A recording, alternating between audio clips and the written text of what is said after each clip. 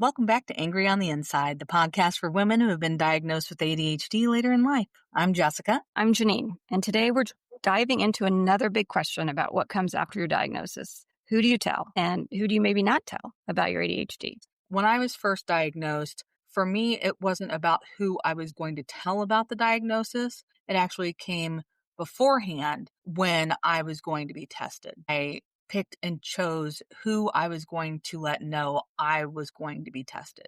For those people, those are the ones that I had initially decided that no matter which way my diagnosis went, I was going to be discussing it with them. I didn't tell anybody that I was going to look into a diagnosis. I didn't really say anything to anybody at all until after I got my diagnosis. Then I think I waited a little bit. I told my sister and her husband first because I felt they would be the most understanding. And in fact, they actually have been. I told my mom, which quickly came with, well, you didn't get from my family. Obviously, you got it from your dad, which is probably true, but still. Then I just really had a good friend. I didn't tell many people. I think because it was something I still felt very insecure about and was still concerned about being judged over, and knowing a lot of the personalities in my life being labeled as it's an excuse, or everybody has ADHD. We can all get our lives together. Why can't you get your life together? Also very much not wanting to be seen less than. And my family, unfortunately, tends to have if somebody has anything wrong with them, it's like, pity them. That's too bad. So I just really didn't want to be seen as a less than. So, as I said, I told my mom, but we haven't really talked about it since. And actually really don't talk about it with anybody. Which is probably a whole nother issue. It's probably a whole nother podcast. You talk about it with me all the time. I don't know what you're talking about. That's what we're going to have a podcast. Why Jeannine's still in the closet. Because she's organizing it. That's why. And everything's falling on top of her and she can't get out. That's good. I told my significant other, my spouse, I told him, and then my children and my mom. Those are who knew I was going to have the test. Those are who learned after the results of my test. Other than that, I chose to be very guarded because I wanted to educate myself more about how this was affecting my life and how my diagnosis was going to affect me, my life, and the people I love going forward. You're almost sort of relearning yourself in a way. We talk about it. We run through this gambit of emotions, and that in and of itself sucks. And a lot of people, who are neurodiverse, we aren't the best at feeling our emotions either. Many people think that they are self-aware, and I've said it myself. No.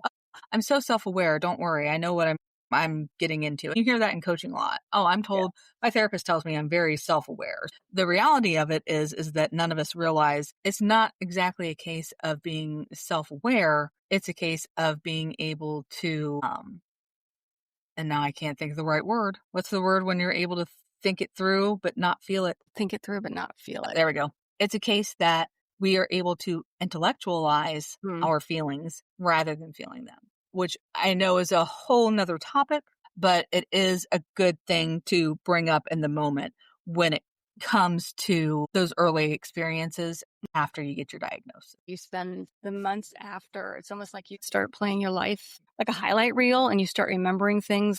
When that thing happened 10 years ago, oh my gosh, was that my ADHD, my ADHD played a role in that. That's why this happened. Or you're carrying around this brand new information that explains your whole life, but just because it's life-changing for you doesn't mean it's going to land the same way with your boss or your in-laws or even your best friends. It's a hard balance between wanting to be authentic and not wanting to deal with the stigma and miseducation of so many people coming at you at once, especially when you're new to the diagnosis. Let's break this down. Like, if we think about the people in our lives and kind of the different circles of people in our lives, those that are closest, maybe those that are furthest in that first circle, the closest circle being our friends and our family. What do we tell them? Within my first circle, it was my husband, my kids, and my mom. With those, it was pretty lighthearted and open.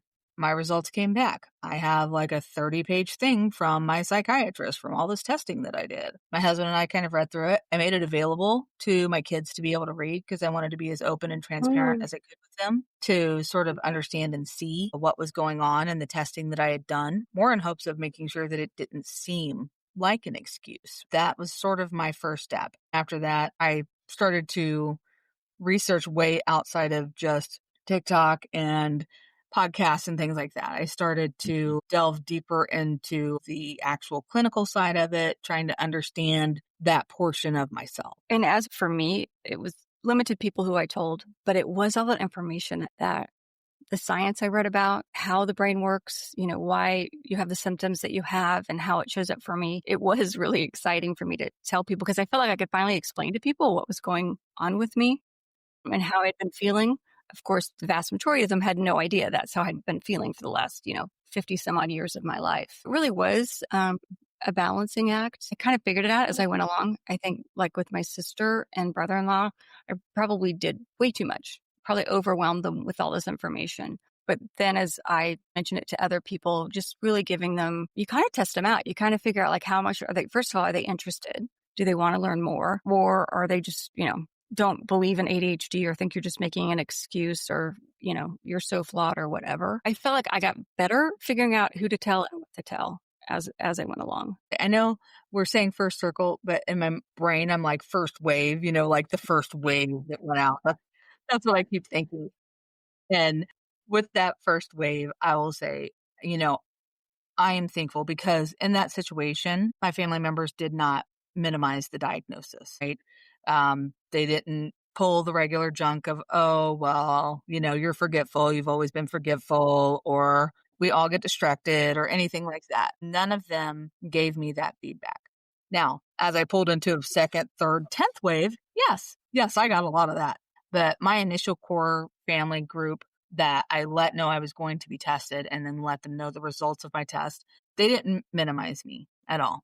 I think the hardest part of it was for my mom because she truly felt like she had done something wrong and she felt like she had messed me up in some way or done something to me in some way. And that broke my heart because one, I don't want my mom being sad for that. And we are just not a generation, or we are not from a generation where they were recognizing these things.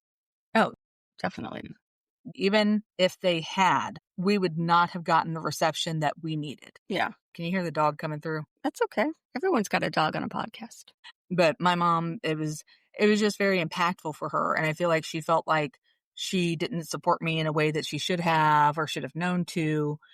But that's not the case. When you start to look back, like really look back at your parents and recognize that they're more than just your parents, that they are wives and women and all these other layered things, you can see that in a lot of ways they did try. But the doctors they went to and the things that they heard and the stuff they were told, it was inaccurate. I can't tell you how many times my mom took me to the doctor because I had a stomach ache and a headache, like to the point that I would be physically gagging. And I go and they do all the tests and she's okay and nothing's wrong and blah, blah, blah. It might be stress. But a lot of that really did lead back to my ADHD and autism. Big, blatant, obvious things that my mom went to doctors and specialists who told her that nothing was wrong. And that was with the first wave, I would say that was the hardest part for me. Wasn't minimized in any way, but I know it was hard for my mom because she felt like she could have done more. I mentioned that my mom's first response was, well, you didn't get it from me. You got it from, your dad, which actually I would have expected it to be. But I have talked with her a little bit more since then. And you're right. It's interesting though. The last time I really talked to her about it, and I talked to her about my anger, about, how come I didn't know things would have been different. She was upset. And it was so hard trying to explain to her, like, I'm not mad at you. You didn't know. Nobody knew. There's nothing, you could have done different. It was more just, I just need you to hear me and understand that this is my experience. You don't need to take responsibility for it. It's just for you to better understand, because I think I was the masker. I had a mask on with just about everybody. I don't know anybody who I didn't have it on with. And I still let that thing's kind of stuck on, which I think since is why I'm still in the closet, because, I have to let go of that mask. It was interesting that was the response. Initial was not my fault. And then secondly was, now you're saying it's my fault, which I think is my mom's generation. But again, she's not going to listen to this. So this is my mom's response to when I first got. antidepressants was, huh, we didn't do that. We just drank. So we talked about the circles of people. And, as you move out from your family and your friends, probably think the next biggest area is really like your work, your professional settings, or if you're in school. How do you handle that? I think that one's a lot more tricky. I think it's definitely tricky. And some workspaces are open and great about it, others aren't. When I got my diagnosis, it was a very different political climate as well. I chose not to be like drastically open to everyone in my office, but had I needed at the time any type of what's the word I'm looking for, Janine? Accommodation. Yeah.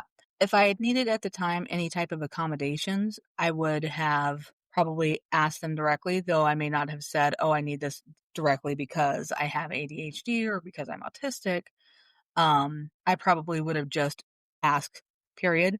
But I was also in a position where I was working from home because it was close to the COVID times and things like Yeah. that, and I was remote. So that gave me a lot of leeway and a lot of ability to low energy mask. I wasn't being seen every day. I didn't have to be on point. I didn't have to be the only thing I had to make sure that was on point was my voice. My work would be fine, but if I was on the telephone or an occasional Zoom, but I wasn't being watched every moment of the day where I had to expel that level of energy. Now, previous to that, I was working in an office and I was Mhm. working 5 to 7 days a week, anywhere from 50 to 70 hours a week, depending, because I was in public accounting. Depending on the season and stuff, we worked nonstop. And those were the things that, physically and emotionally before I knew what they were, had a huge impact on me. But I was fortunate, if that's what you'd like to call it, to have been working remote when Yeah. I got my diagnosis. Did you ever end up sharing it with anybody then at your workplace? But yeah, I was a director, so my team knew. I was open with my team about that because I wanted them to know that that was there. Had they felt uncomfortable with my conditions or anything like that, and they felt the need to go to report, then I wanted them to have that option. Right. Yeah. I was missing a lot of work and I was having to go back and forth. So it was important to me that they knew I wasn't just abandoning ship or not being there for them. That was important. And what was their reaction? More curious and questions than anything else. They were great about it. But I had a great team. I worked with really wonderful people.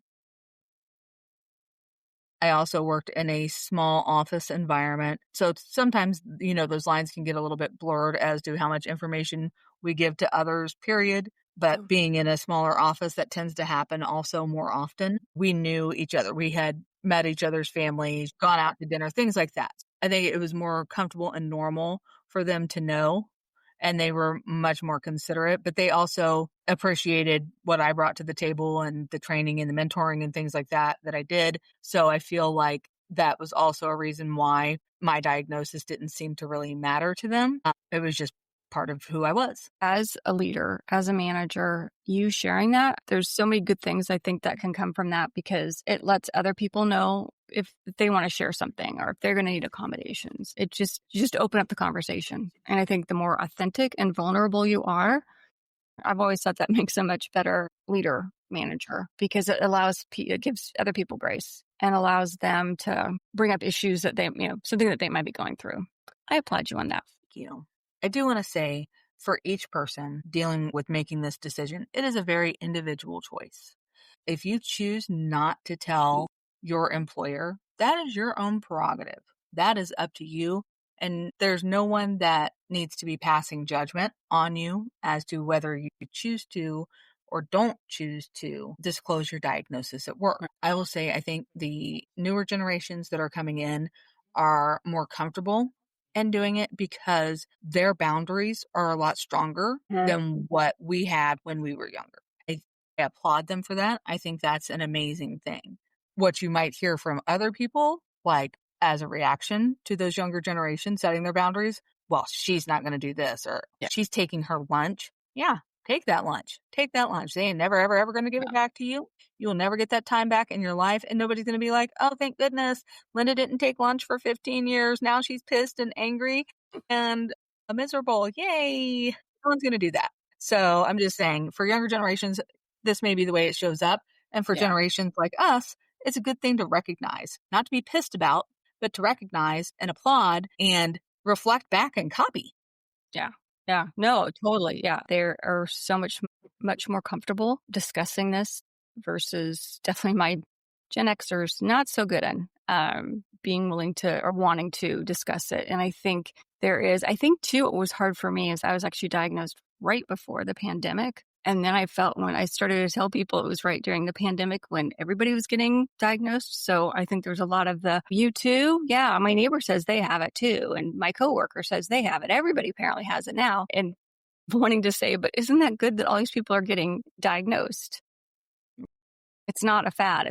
No matter what your decision, the choice is yours. If you do decide that you want to disclose your diagnosis in a professional setting, it's totally fine to practice saying it in a simple professional way. So we might say, I have ADHD, which means sometimes I need, and then we would include our specific support need. Yeah. The idea is to keep it focused on solutions. Also, sometimes in coaching, we use a technique called bottom lining. It's when you take that long group of sentences that you've worked out in your head and you practice 100 times and you keep taking out as many words as you can until it's a short sentence that is still comprehensible when you say it out loud. You can still comprehend and other people can still understand what you're saying. If you're going to disclose any type of needs or support that you want or need at work, try bottom lining. It will be your best bet. Very true. I'm sure we'll talk about this in some other podcasts, but a lot of them don't have to be formal accommodations. A lot of them can be some really easy fixes. Keep it on focused on solutions. A lot of times it's really easy to come up with those. So you've told all these people, or you're going to tell all these people. One thing we know, and we've already kind of talked about, is just the different reactions that you can get. Because not everyone's going to be excited for you. And we've kind of touched on that. And some people might be skeptics as well. The skepticism. The issue is, and you will find that you will get this, the more you become comfortable with your ADHD and the more you become comfortable in discussing it in open situations, those reactions come like, really? Oh my God, you don't look like you have ADHD. I totally have it too. ADHD doesn't exist. You just need to focus more. It's made up. Try harder, self-discipline, yada yada, that type of thing, right? And we get so much skepticism over that. But the one that just enrages me the most, everyone has ADHD these days, or everybody has a little bit of ADHD. Yes. And that's the one that I can get up on a soapbox about. No, everyone does not have a little bit of Which is ADHD. why we talked about it in episode 2. So go listen to that one if you haven't heard. I think for me, what it was too is having people who knew a little bit about ADHD, but again, it goes back to that the little boy who can't sit still in class, or someone who had a relative whose brother has ADHD, talks very fast and has always got something going on, and changes subjects halfway through his sentences, and people still, I think, because that's so easy to see that Mhm. there was that skepticism of them. I think that was the like, well, you don't seem like you have it. I don't see you jumping off the Right. walls or all those little things. People who I knew understood ADHD was it existed were skeptical because I didn't present the way they thought I should or what they thought were what it meant to have ADHD. Because they still think, especially for women, the inattentive type, um, most people have no clue. That was kind of the surprise. The people who I thought would be more supportive, it's not like they weren't supportive. It just felt like there was a skepticism about, as you said, that really, because you don't look like you have it, you don't act like you have it. And there are also some who have it and they want to try to prove that they don't. What's the bottom line, Jess? The bottom line is that you get to choose who you tell, when you tell them, and how much details you share. There's no rule book about it, but it is something that I believe we should all take the time and really look at. No rule book, but definitely an opportunity to understand and set our own boundaries. Definitely. Who we share, who we talk to about it, definitely your prerogative. That might change. You might find that there's a friend who's super supportive. Maybe you end up talking to them a lot more than you do to a sister or maybe a partner if it's somebody who you can really talk to about the symptoms and how it's impacting your life.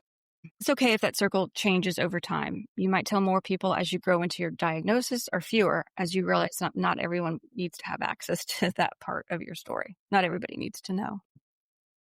Send us a message, leave a comment, or share your story. And remember, your diagnosis is yours. Share it on your own terms. And then we have our damn fucking tagline thing that we still don't have to say goodbye.